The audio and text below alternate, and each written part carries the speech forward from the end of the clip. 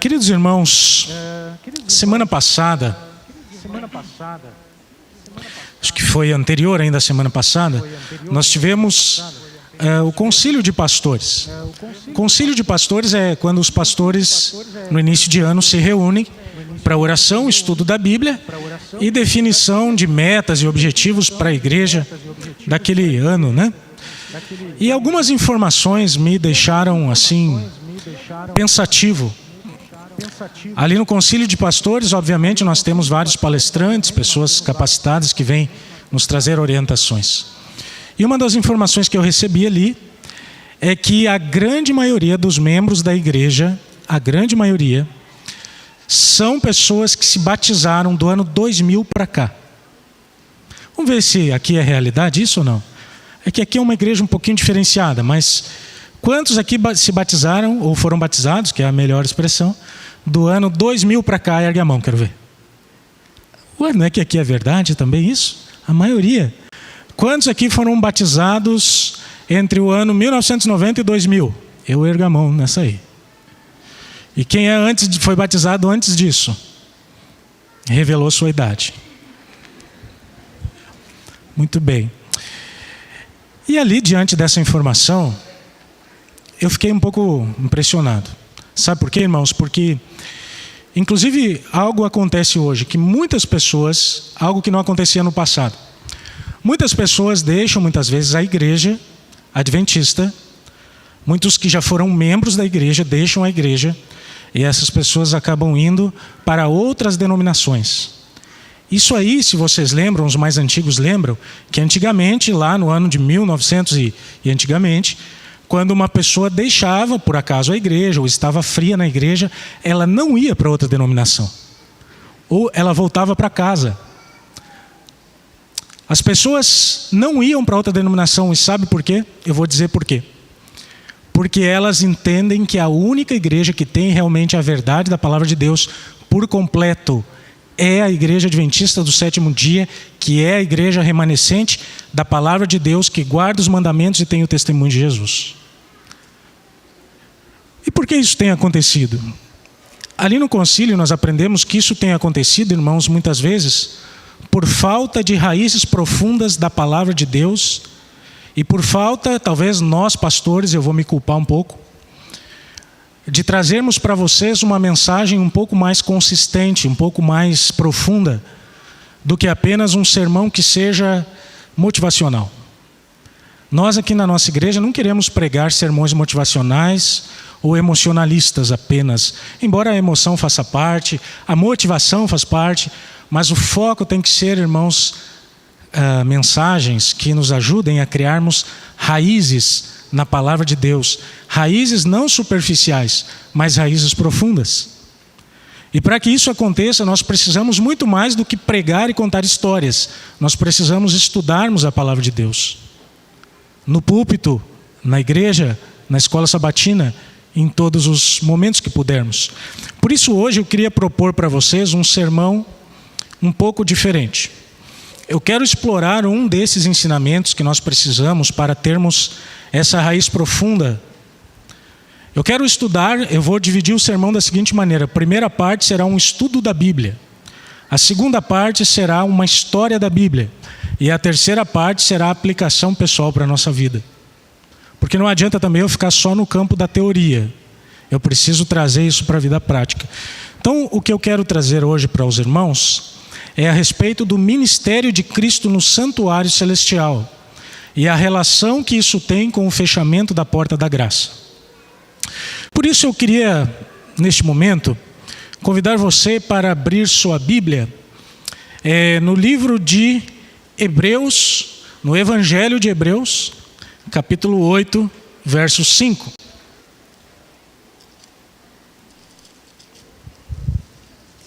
Você vai abrir aí sua Bíblia em Hebreus,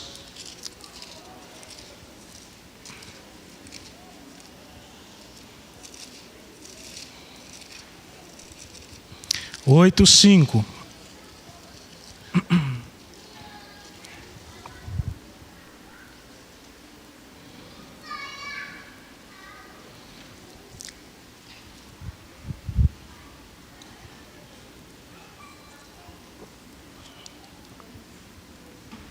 Eu mencionei, irmãos, o Evangelho de Hebreus, sabe por quê?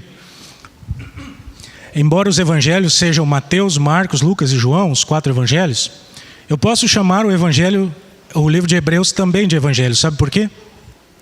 Porque enquanto Mateus, Marcos, Lucas e João falam do ministério de Cristo aqui na terra, Hebreus fala do ministério de Cristo no céu. Por isso ele é o evangelho de Hebreus. Ele conta o que Cristo está fazendo por nós hoje, no céu. A obra da redenção, ela não finalizou na cruz. A cruz, sim, ela é suficiente para pagar o preço do pecado. Mas a obra da redenção do homem continua com Cristo e seu ministério no santuário celestial. E o livro de Hebreus, ele nos dá muitas e muitas informações. Bom, a primeira delas está aqui em Hebreus 8:5. Já encontraram? Todo mundo com a Bíblia aberta? Então vamos ler. Diz assim: os quais ministram em figura e sombra das coisas celestes, assim como foi Moisés divinamente instruído, quando estava para construir o tabernáculo, pois diz ele: vê que faça todas as coisas de acordo com o modelo que te foi mostrado no monte. Lá no livro de Êxodo, Deus mostrou a Moisés que ele deveria construir um tabernáculo. Mas Deus não apenas disse como Moisés deveria construir. O que Deus fez? Deus mostrou para Moisés o modelo do verdadeiro santuário, que era o santuário que existe aonde? Existe aonde? No céu. Foi o modelo que Deus mostrou. E aqui no livro de Hebreus está dizendo que o santuário da terra era apenas uma sombra do santuário verdadeiro que está no céu. Vocês estão conseguindo ver minha sombra aqui? Esse era o santuário da terra. Ele era praticamente... A sombra, comparado com a pessoa, ela não tem muito significado, né? Ela tinha um significado, um simbolismo, mas ele era apenas uma sombra do verdadeiro santuário que está no céu. É isso que ensina o livro de Hebreus. E o livro de Hebreus que diz que nesse santuário do céu há um sumo sacerdote. Quem é, irmãos, o sumo sacerdote do santuário do céu? Quem é o sumo sacerdote do santuário do céu? Jesus. Jesus, ele é o sumo sacerdote do santuário do céu. Ah, pastor, mas onde é que está esse texto na Bíblia? Vamos comprovar? Hebreus 9, verso 11. Vai uma paginazinha para frente aí e você vai ler ali, ó. Diz assim: quando, porém, veio Cristo, como que? Sumo sacerdote dos bens já realizados, mediante maior e mais perfeito tabernáculo, não feito por mãos de quem? Não feito por mãos de homens. Não está no texto homens, mas é o que está dizendo aqui. Quer dizer, não desta criação, mas não por meio de sangue de bodes e de bezerros, mas pelo seu próprio sangue. Vocês estão com a Bíblia aberta aí, irmãos? Pelo seu... Veja que Cristo, irmãos, ele é o nosso sacerdote. Ele ministra diante de Deus, dos anjos, no santuário que está onde? No santuário que está onde? Eu quero que vocês façam bem estudo bíblico mesmo, tá? Muito bem. Bom, esse é o texto base para a compreensão do ministério de Cristo no santuário celestial. Mas no mesmo capítulo, Hebreus 9:15, vamos ler? Diz assim: por isso mesmo, ele é o quê? Da nova aliança, a fim de que, intervindo a morte para a remissão das transgressões que havia sob a primeira aliança, recebam a promessa da eterna herança aqueles que têm sido chamados. Veja, irmãos, Cristo, ele é o nosso sumo sacerdote. E ele é chamado de quê? Mediador. O que é um mediador? O que é um mediador, irmãos? O que vocês me dizem? O que é um mediador? Alguém que faz uma mediação? Para usar uma linguagem bem... Ele é um intermediário, né? Ele é alguém que faz a ligação entre dois pontos. Isso. Ele é alguém que faz a relação entre duas pessoas. É um mediador. E agora aqui Cristo, nosso sumo sacerdote, ele é chamado de um mediador entre os pecadores e Deus. Ele é a ponte que faz a ligação entre nós e Deus. Então veja, existe um santuário no céu Cristo é o sumo sacerdote desse santuário e ele é o mediador, aquele que faz a ligação entre o pecador e Deus. E por que ele é o nosso mediador? Você já se fez essa pergunta? Ele é chamado de mediador e Hebreus 4, verso 15 mostra por que ele é nosso mediador. Folhe a Bíblia aí. Hebreus 4, verso 15.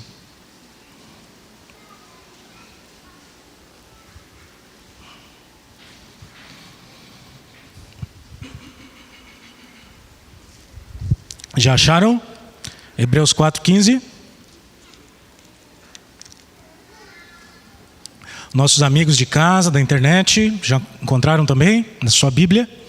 Hebreus 4,15 diz assim: porque não temos sumo sacerdote que não possa compadecer-se das nossas fraquezas. Antes, ele foi tentado em todas as coisas, a nossa semelhança, mas sem pecado.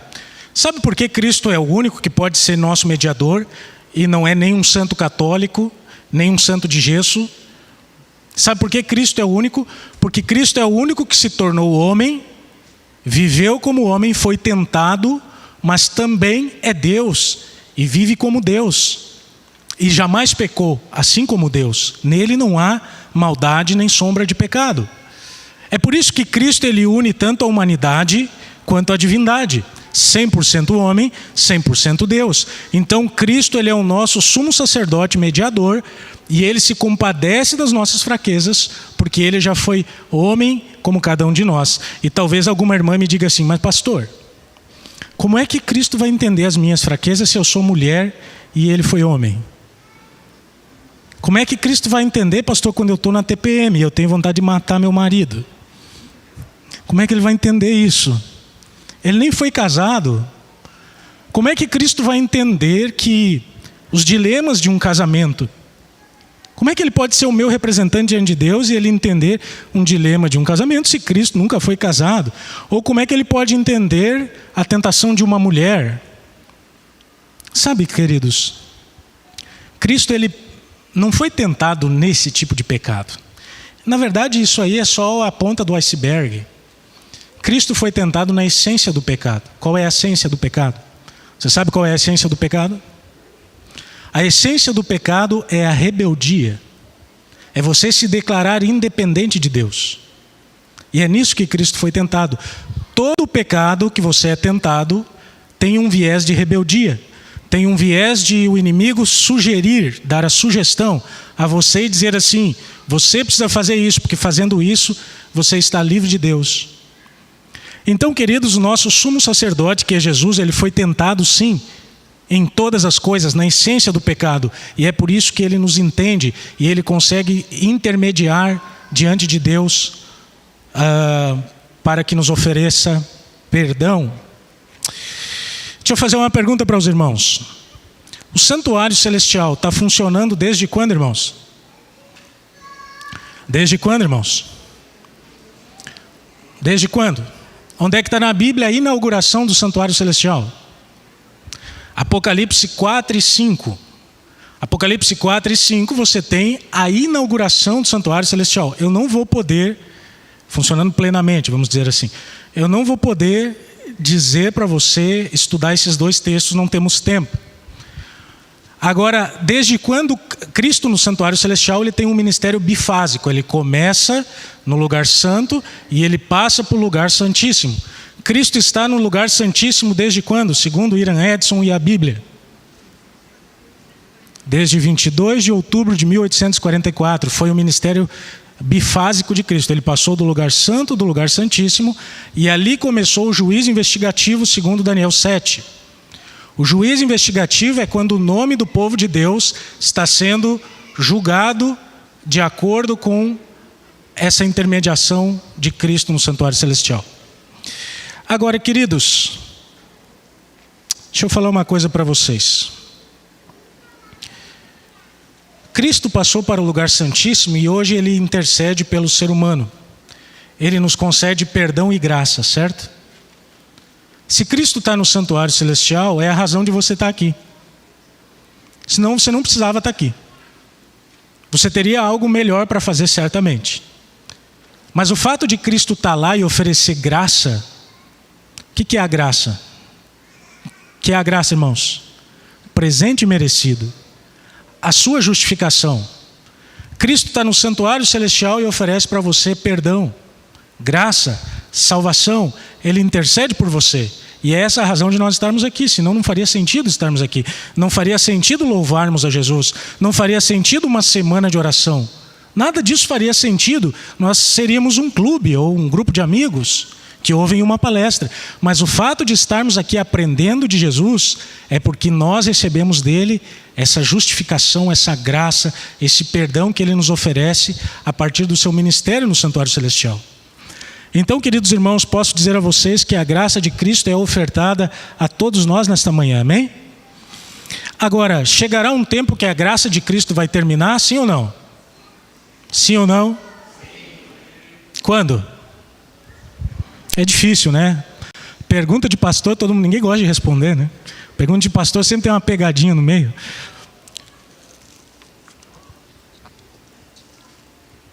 Cristo vai cessar a sua obra no santuário celestial em algum momento na história, quando nós não sabemos quando, mas vai ser imediatamente antes do derramamento das 7 pragas. Eu estou dando para vocês aqui, irmãos, um estudo bíblico em tópicos, tá? Não tem como aprofundar, não tem tempo, você tem que estudar isso aí por conta. Mas antes, o Apocalipse, vamos ler em Apocalipse? Apocalipse 15, verso 8, veja. O que você tem ali? Abre a Bíblia aí. Não seja preguiçoso nem preguiçosa. Abre a Bíblia. Apocalipse 15, verso 8. Pode ser no smartphone, pode ser Bíblia física. Se você tiver um rolo aí, pode ser também. Um pergaminho. Como você quiser. O importante é abrir a palavra. Apocalipse 15, verso 8 diz o seguinte. Já acharam? Amém ou misericórdia? Amém. Diz aqui o seguinte: o santuário se encheu de... Alguém largou um gelo seco lá. O santuário se encheu de fumaça, procedente da glória de Deus e do seu poder. E ninguém podia penetrar o santuário, enquanto não se cumprissem os 7 flagelos dos 7 anjos. Veja, irmãos, a Bíblia está falando aqui das 7 pragas que serão derramadas no tempo do fim. Quando as 7 pragas começarem a ser derramadas, o povo de Deus irá, neste momento, receber o selamento, certo? E a chuva serôdia, inclusive já foi derramada, e o povo receberá o selamento de Deus.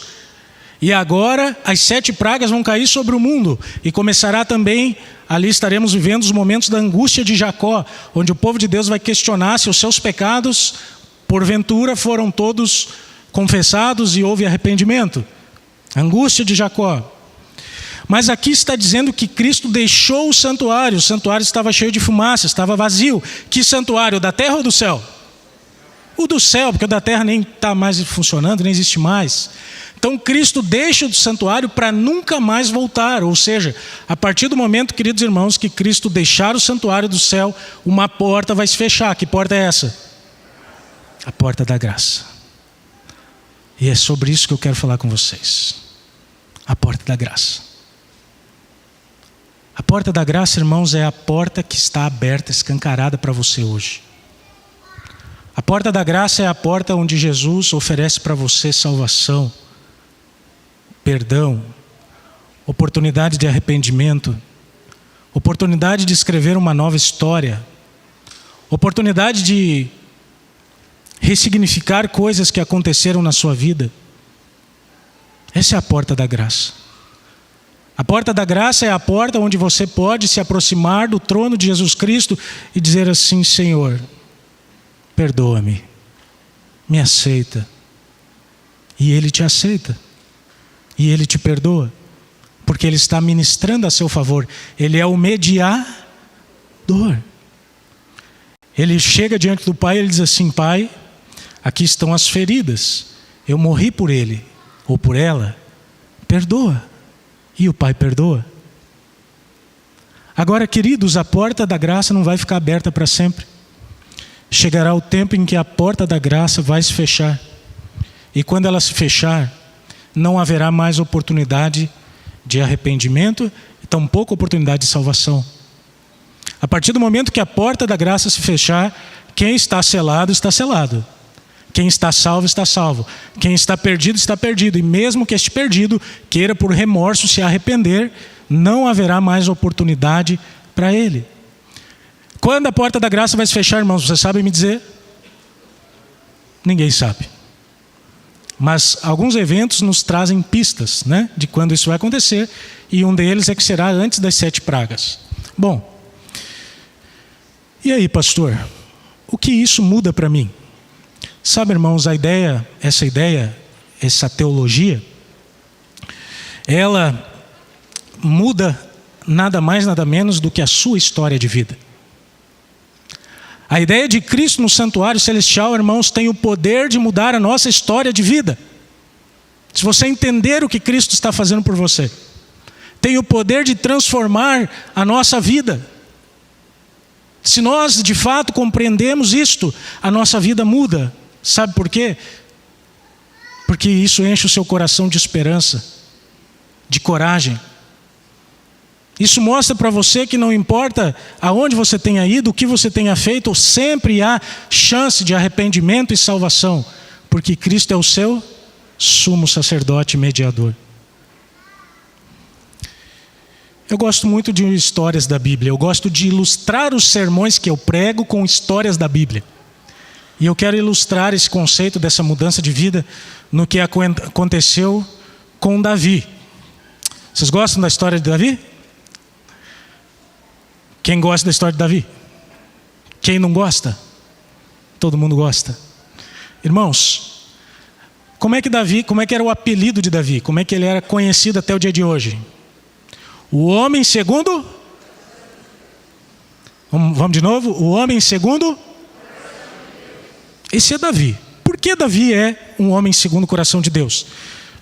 Algumas características interessantes na vida de Davi. Vamos ler alguns salmos? Abre no Salmo 27, verso 8. Perdão. Salmo 27, verso 8. Abre a Bíblia, vamos lá, sem preguiça. Salmo 27, verso 8. Davi estava sendo perseguido por Saul. Não sei se alguém já te perseguiu na tua vida, assim, mas deveria ser uma situação bem complicada para Davi, ser perseguido pelo rei, um homem poderoso, cheio de influência. E agora Davi estava sendo perseguido, e Davi tinha tudo, irmãos, para dizer qualquer coisa assim: Deus não me ama, eu não sou nada, Deus não me abençoou.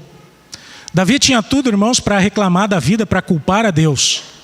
Davi tinha tudo para dizer que, poxa, Senhor, eu fui lá, matei o leão, matei o urso, matei o Golias, e agora estou aqui, sendo perseguido. Davi tinha tudo para culpar a Deus, mas porque Davi era o homem segundo o coração de Deus, ele não fez isso. Olha o que ele fazia. Salmo 27, versículo 8, diz assim: Ao meu coração me ocorre, buscai a minha presença. Buscarei, pois, Senhor, a tua presença. Irmãos, Davi era um homem que gostava de quê? Ele amava estar na presença do Senhor. Por isso ele era segundo o coração de Deus. Pessoas segundo o coração de Deus amam estar na presença do Senhor, não trocam isso por nada. Quer ver um outro texto que mostra por que Davi era um homem segundo o coração de Deus? Nós vamos ler aqui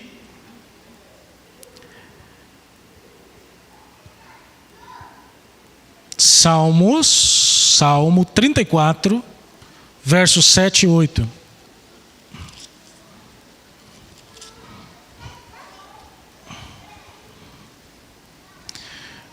Veja, queridos, que o contexto desse salmo aqui, Salmo 34, versos 7 e 8. Davi estava sendo perseguido também, né? Nesse contexto que ele escreve esse salmo. E houve uma situação ali em que Davi ele teve que se fazer de louco, como diz o gaúcho, né? Depois você procura na Bíblia essa história aí. Davi ele se fingiu de louco para fugir de Abimeleque ali, né? E nessa situação, Davi quase se perdeu. Davi quase foi capturado. Davi quase foi subjugado. E olha o que ele diz, versículo 7, Salmo 34, versos 7 e 8 dizem assim: o anjo do Senhor acampa-se ao redor dos que o temem e os livra. Ó, provai e vede que o Senhor é bom. Bem-aventurado o homem que nele se refugia. Você está vendo por que Davi era um homem segundo o coração de Deus? Davi, irmãos, confiava em Deus para todas as coisas da sua vida, nos momentos bons, ruins, mas isso não era mérito dele, era obra do Espírito Santo na vida de Davi. Ou você acha o quê?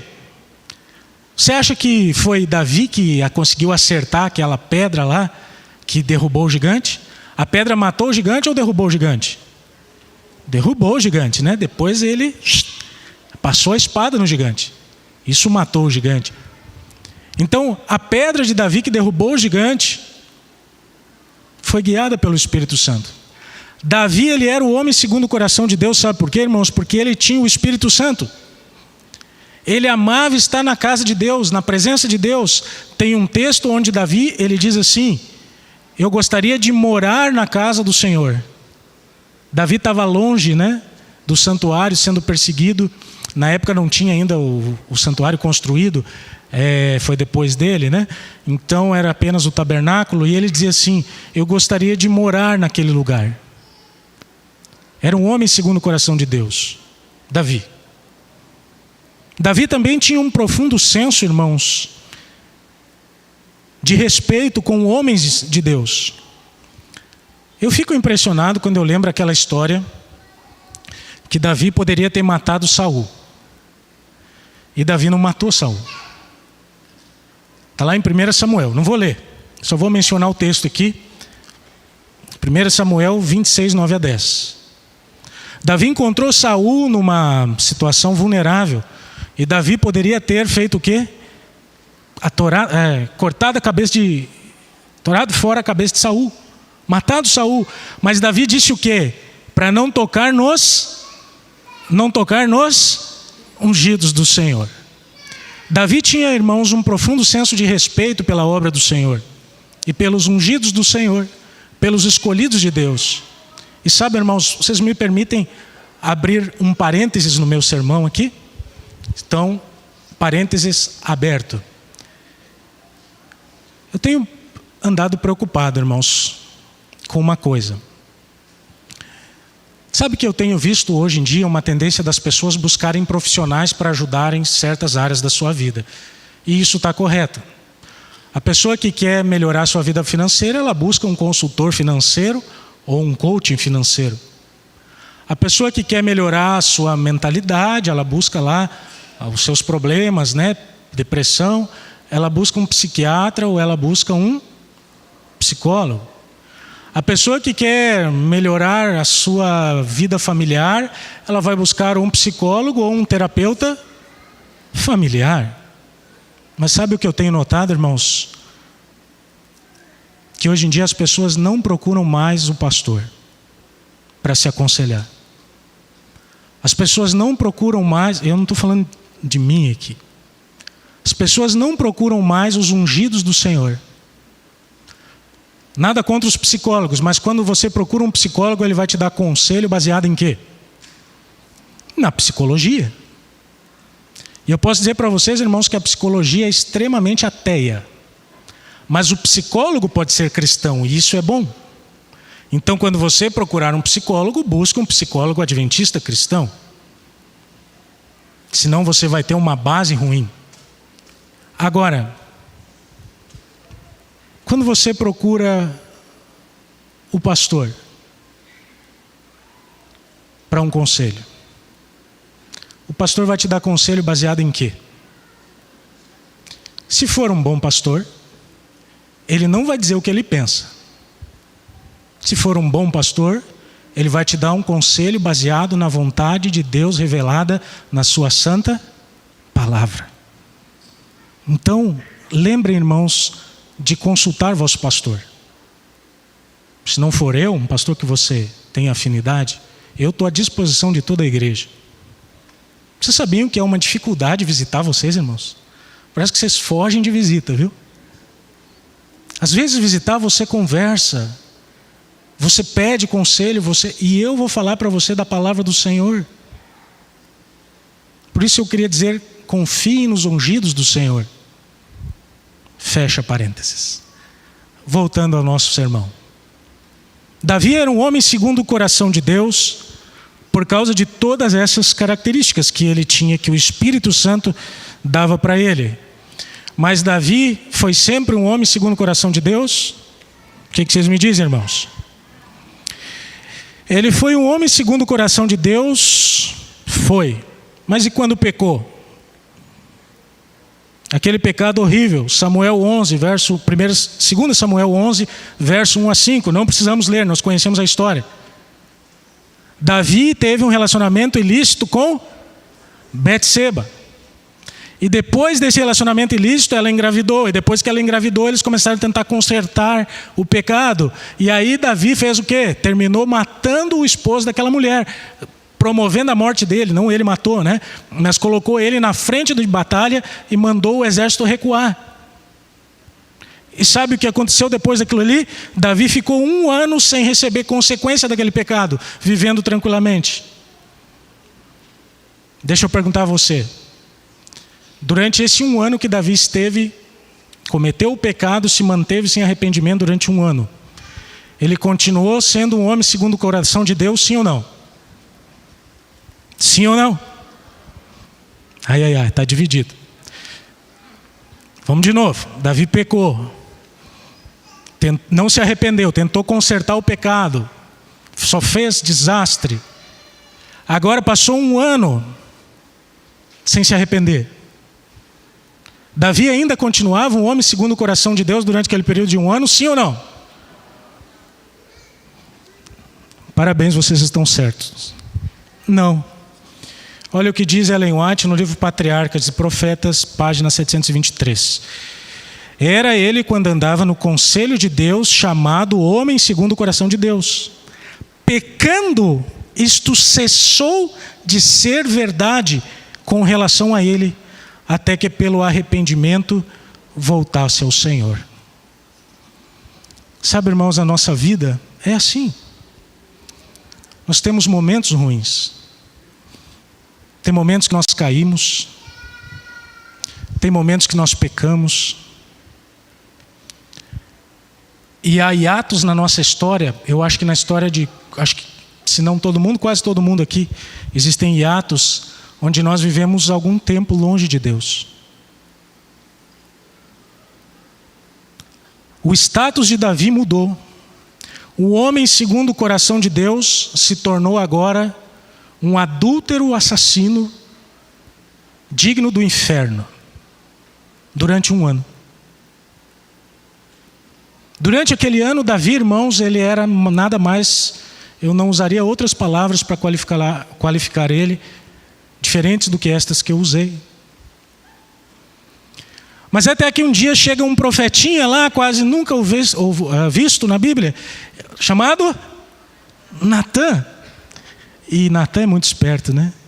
Ele conta uma historinha, né? Se faz, como diz o gaúcho, né? Se faz de leitão para mamar deitado, né? Chega lá, conta uma historinha. Davi vai acreditando na historinha. E ali, irmãos, Natã repreende Davi, Davi se arrepende. Davi se arrependeu do pecado dele, sim ou não? Davi pediu perdão pelo pecado dele, sim ou não? Meus irmãos, posso dizer a vocês que essa resposta não está 100% certa. Essa resposta que eu induzi vocês a me darem. Davi não pediu perdão para o pecado. Não exatamente. Sabe o que Davi fez? Salmo 51.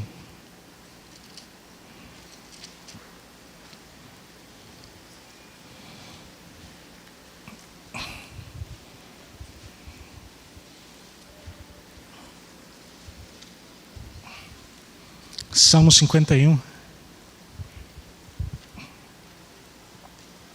Esse salmo Davi escreveu no pior momento da sua vida. E ele diz assim, verso 1: Compadece-te de mim, ó Deus, segundo a tua benignidade. E segundo a multidão das tuas misericórdias. Ele diz o quê? Apaga as minhas transgressões. Lava-me completamente da minha iniquidade. E purifica o meu coração.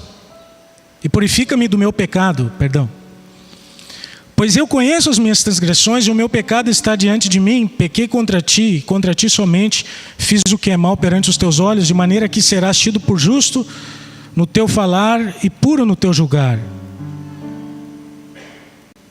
Verso 7. Purifica-me como hisopo e ficarei limpo.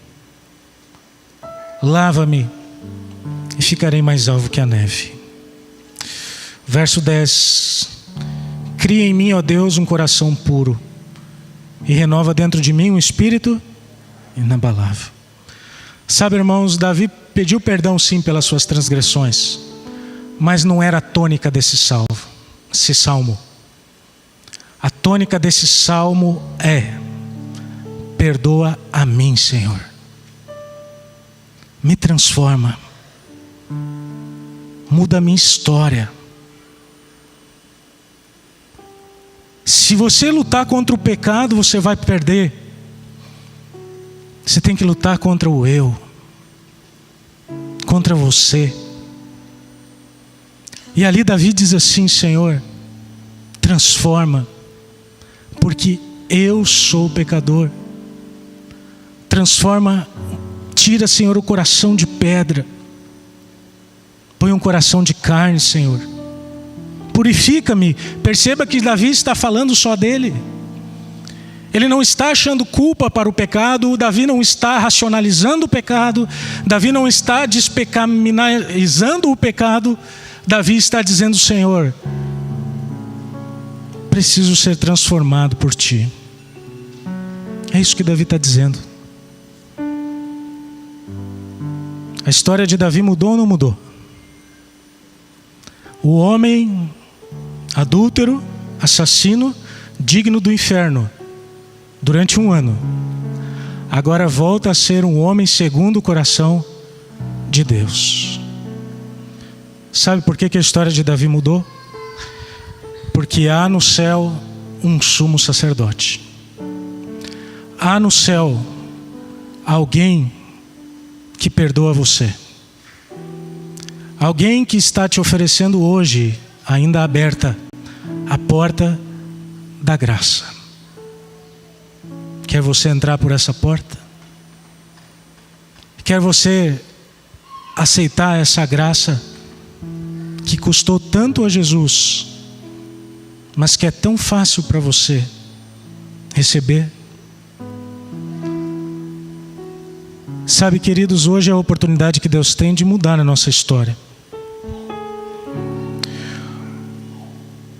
Eu preguei isso a você hoje porque eu quero que Deus mude a sua história, que você reconheça Cristo no seu santuário como aquele que é o dono da sua vida.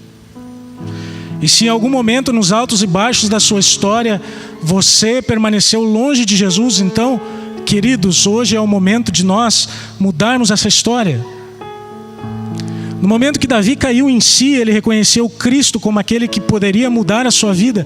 E talvez hoje seja o momento de você reconhecer isso para você também. Que Cristo hoje, aqui e agora, é capaz, bem capaz, de mudar a sua história.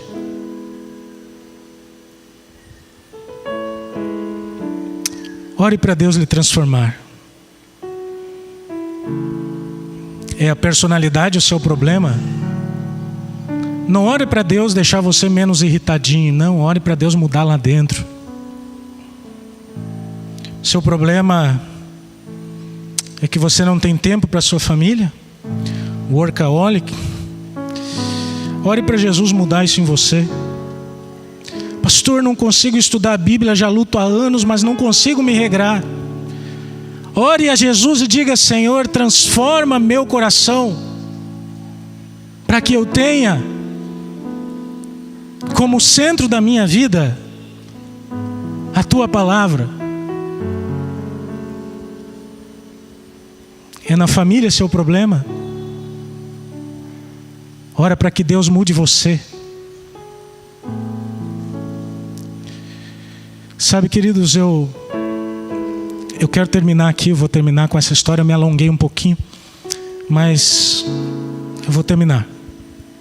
Prometo.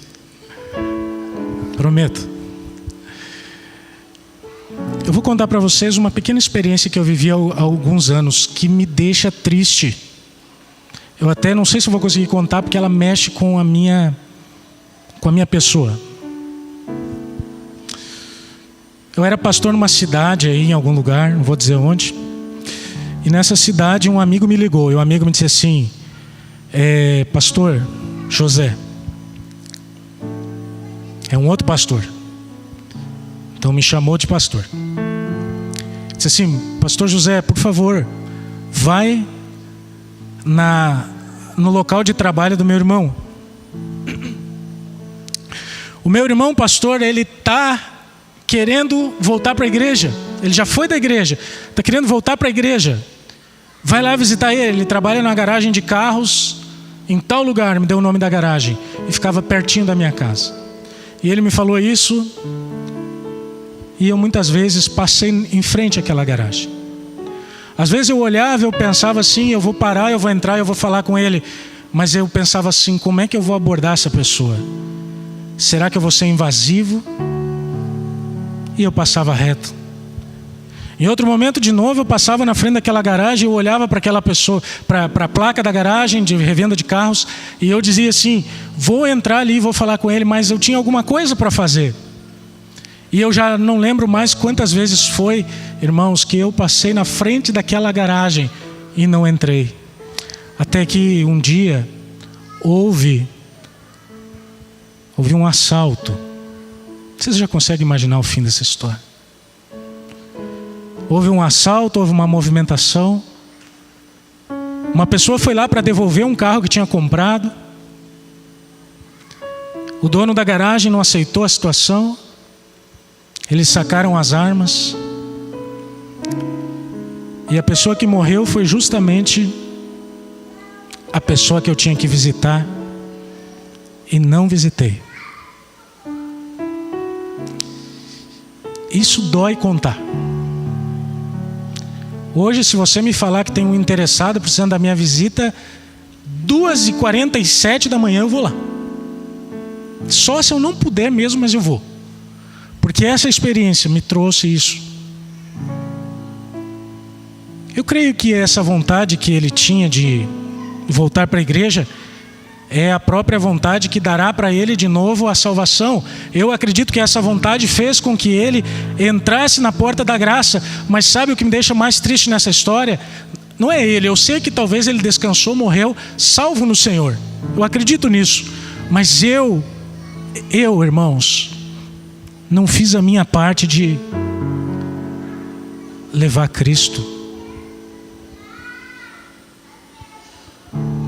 Sabe, irmãos, tem pessoas que nós amamos, que estão fora da igreja. E geralmente nós não gostamos de falar sobre isso.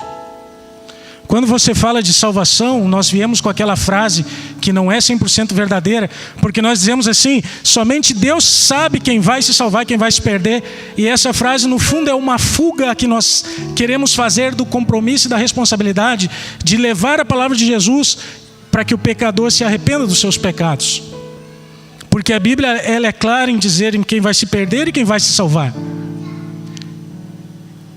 Ninguém precisa estar na igreja para se salvar, mas é muito difícil alguém que não esteja na igreja e um dia já esteve se salvar. É muito difícil. E sabe por que é difícil? Eu vou explicar para você por que é difícil. Pergunte a essa pessoa a razão por que ela está fora. Geralmente são pecados.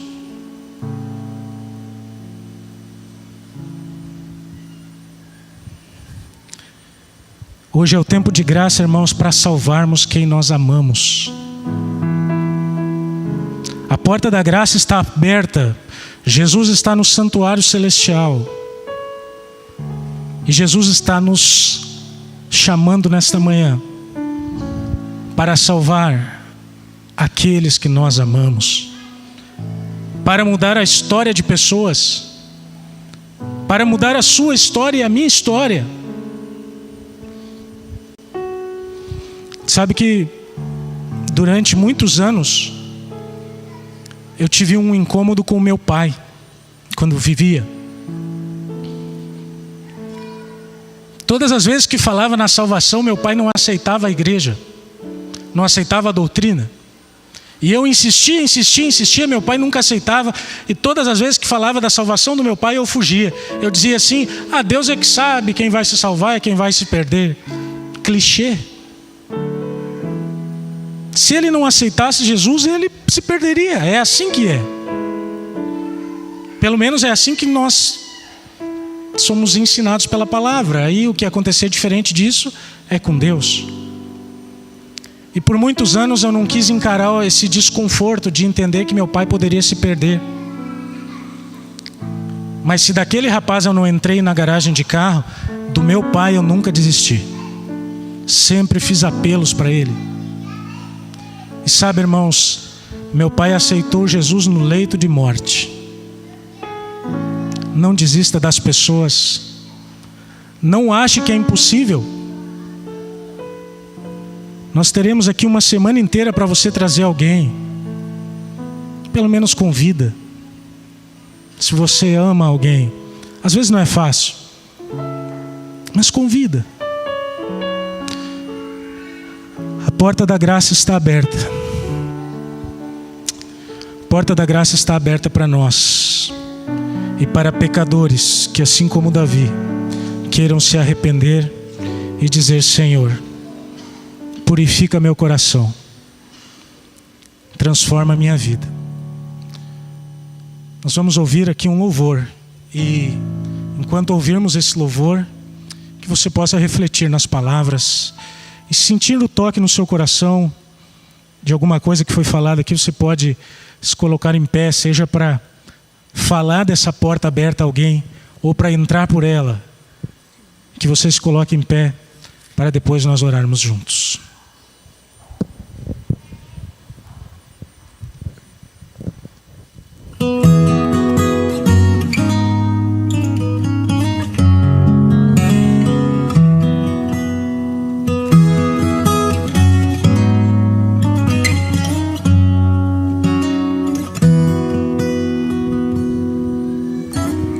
Deixe-me ver aqui o que restou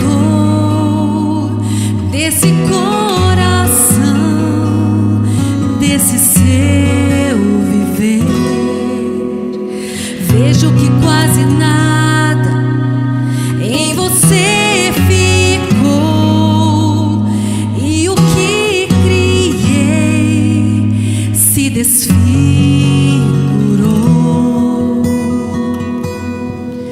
Coração mutante e enganoso é o seu. Ora pedra dura, ora carne suja, batendo apenas por bater. Tenho que lhe dizer a notícia ruim é que jeito algum existe pra você. Não dá pra restaurar o que sobrou, e o que vou fazer é uma troca, enfim. Então me entregue isso que restou em suas mãos, e eu lhe entrego um coração que pulsa forte em mim. Proponho vida plena no lugar da morte certa, nova chance e esperança, ao invés de andar em trevas. Leve embora a sua culpa, a sua dor, o seu pecado, e deixo em ti a minha cura, a minha paz.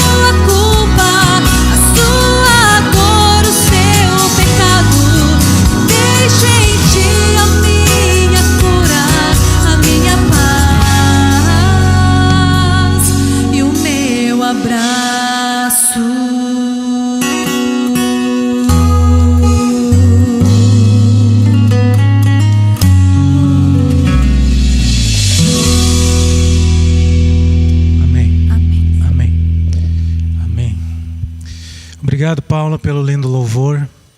Sabe, irmãos, eu fui ali na salinha, o Espírito Santo falou uma coisinha aqui. Claro que muitas pessoas vão se salvar. Pessoas que estiveram afastadas da igreja, mas que a sementinha estava lá. E ali no último momento elas entregam o coração a Jesus. Isso vai acontecer.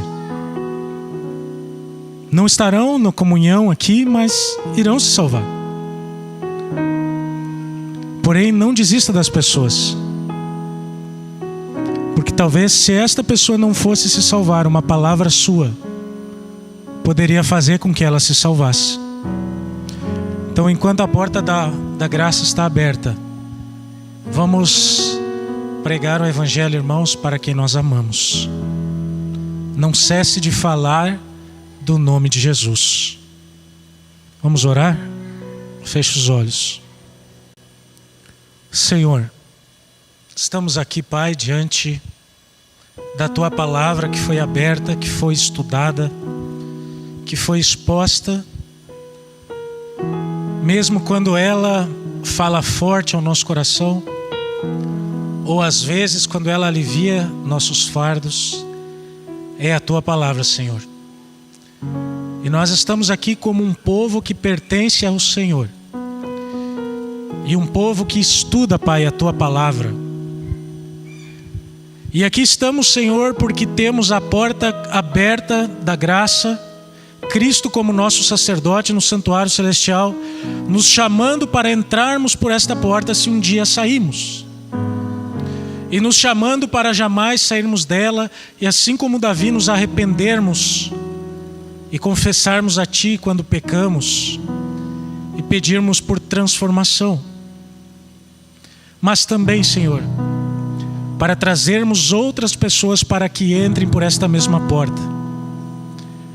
Para aqueles que nós amamos, Pai, nós podemos falar do Teu nome incansavelmente, para que mesmo que se demore anos, essas pessoas Te aceitem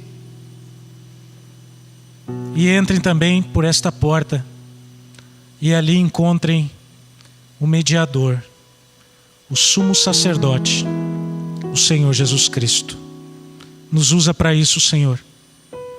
Assim como disse a canção, usa-me, Senhor, sonda o meu coração e usa-me.